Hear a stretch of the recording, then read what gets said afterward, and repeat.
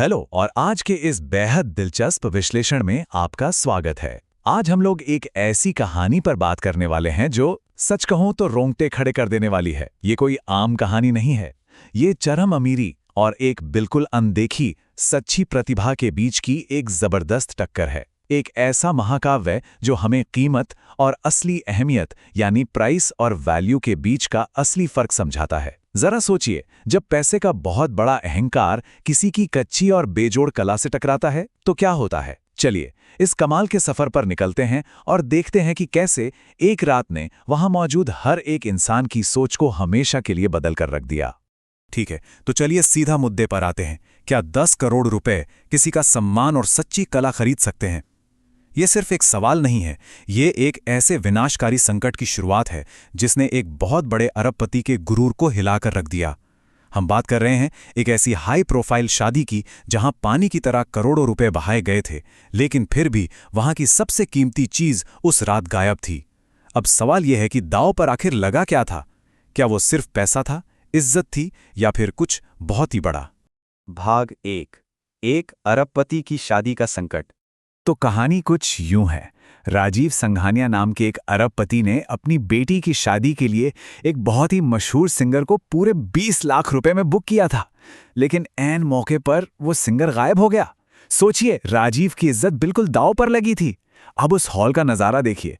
एक तरफ 5 star luxury, सोने की प्लेट्स, विदेशी फूलों की खुशबू और वीआईपी मेहमान, और ठीक उसी वक्त दूसरी तरफ एक कोने में 15 साल का अर्जुन खड़ा था।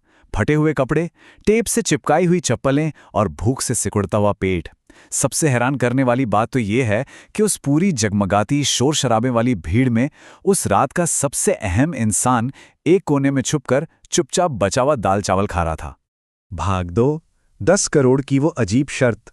इसी भारी शोर और घबराहट के बीच पता है क्या होता है?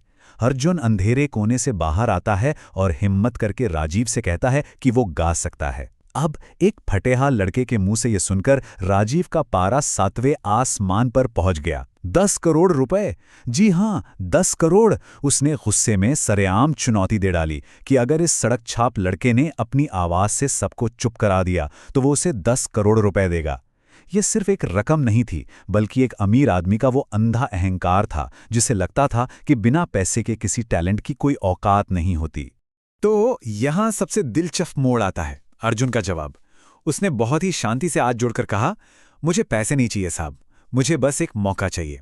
और यकीन मानिए, इस एक लाइन ने पूरे हॉल में ऐसा सन्नाटा ला दिया कि सुई गिरे तो उसकी भी आवाज आ जाए। राजीव जिस पैसे को अपनी सबसे बड़ी ताकत मानकर चल रहा था, उस 15 साल के बच्चे ने उसे एक झटके में ठुकरा दिया और कमरे का पूरा माहौल ही पलट कर रख दिया। अर्जुन ने बिना कुछ कहे ये साबित कर दिया कि वो वहां कुछ मांगने नहीं, बल्कि अपनी कला दुनिया को देने आया है। भाग 3, वो अनमोल आवाज। जरा इस पल की गहराई को महसूस कीजिए। अर्जुन स्टेज पर खड़ा है, उसके घुटने कांप रहे हैं, आंखों पर तेज चमकदार लाइट्स पड़ रही हैं और सामने बैठे सैकड़ों वीआईपी लोग उसे बहुत ही शक की निगाह से देख रहे हैं। लेकिन जैसे ही अर्जुन ने आंखें बंद की और अपना पहला सुर लगाया, पूरे हॉल का माहौल जादू की तरह बदल गया। उसने सिर्फ एक गाना नहीं गाया, उसने अपने जीवन का पूरा दर्द, अपनी माँ का थका हुआ चेहरा और झुग्गी झोपड़ी के उस रोजमर्रा के संघर्ष को अपनी आवाज में उड़ेल दिया। वो मेहमान जो कुछ देर पहले मजाक उड़ा रहे थे, अब बिल्कुल पत्थर की तरह सुन बैठे थे। कोई बात नहीं कर रहा था, कोई अपने फोन की तरफ नहीं देख रहा था, बस एक खामोशी और वो आवाज। उसी भीड़ में बैठे एक लोकल म्यूजिशियन ने एक बहुत ही गहरी बात कही। इस बच्चे ने संगीत सिर्फ सीखा नहीं है, इसने संगीत को भुगता है। और वाकई ये बात सच थी। अर्जुन ने गाने के सबसे मुश्किल हिस्से में अपनी आवाज को चीखने के बजाय उस दर्द को महसूस किया और उसे खूबसूरती से थाम लिया। ये परफॉर्मेंस सीधे लोगों की रूह में उतर गई। बड़े बड़े अमीर मेहमानों की आंखों में आंसू आ गए थे। और जैसे ही गाना खत्म हुआ, वो सन्नाटा टूटा और पूरे हॉल ने अपनी जगह से खड़े होकर अर्जुन को एक जबरदस्त स्टैंडिंग ओवेशन दिया। उन तालियों की गूंज के बीच राजीव संघानिया को एक बहुत बड़ा झटका लगा। एक ऐसा एहसास जिसने उन्हें अंदर तक बदल दिया। उन्हें समझ आ गया कि उनकी वो 10 करोड़ की शर्त कितनी छोटी और बेमानी थी। सच्ची कला को कभी भी खरीदा नहीं जा सकता।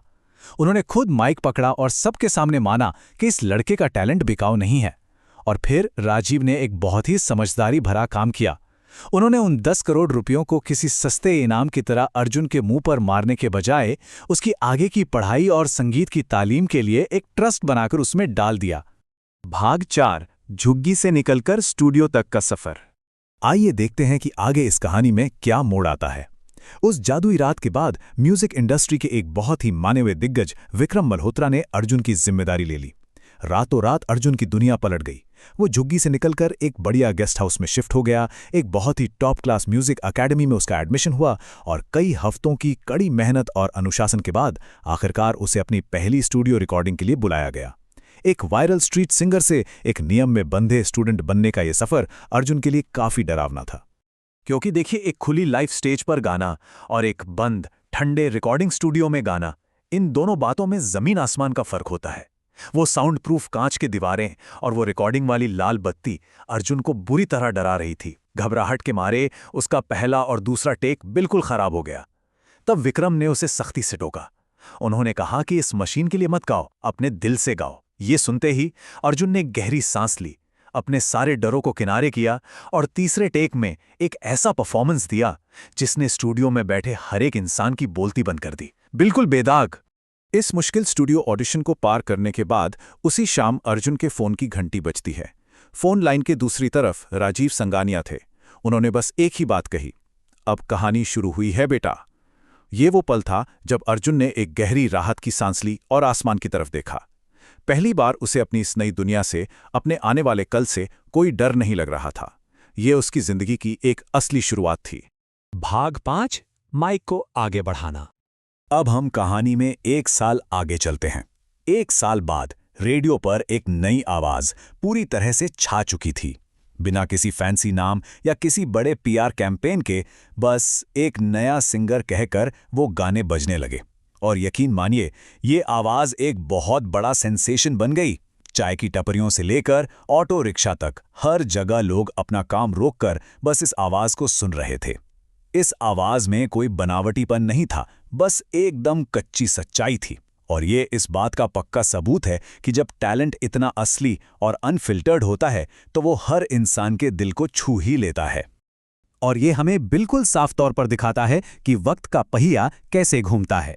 याद कीजिए, अतीत में अर्जुन उसी शादी के हॉल में एक कोने में छुपकर बचा खुचा खाना खा रहा था और आज वो एक बहुत बड़ा स्टार बनकर उसी हॉल में वापस लौटा है। लेकिन इस बार वो कोई डरा हुआ बच्चा नहीं है।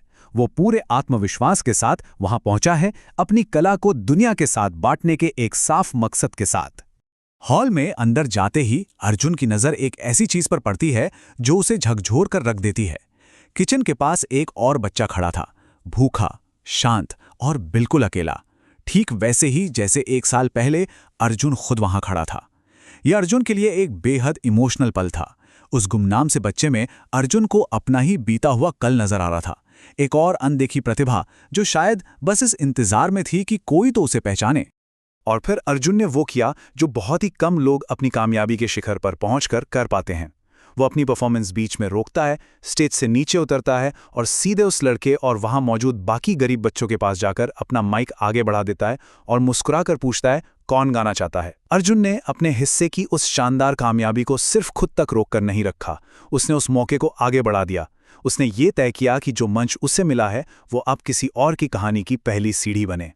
अर्जुन का ये शानदार सफर हमें एक बहुत ही गहरे सवाल के साथ छोड़ जाता है। क्या आपने कभी सोचा है कि हर रोज हमारे आसपास ऐसी कितनी ही अनदेखी प्रतिभाएं हमारे बगल से गुजर जाती हैं? ये पूरी कहानी हमें ये सोचने पे मजबूर करती है कि किसी इंसान की असली कीमत उसके पहने हुए कपड़ों या हैसियत से नहीं आंकी जा सकती। असली कीमत तो उस छुपे हुए टैलेंट में होती है जिसे शायद हमने अब तक देखने की कोशिश ही नहीं की है। तो अगली बार जब आप अपने आसपास देखें तो थोड़ा और ध्यान से देखिएगा। शायद कोई नया टैलेंट बस आपके एक छोटे से मौके के इंतजार में हो।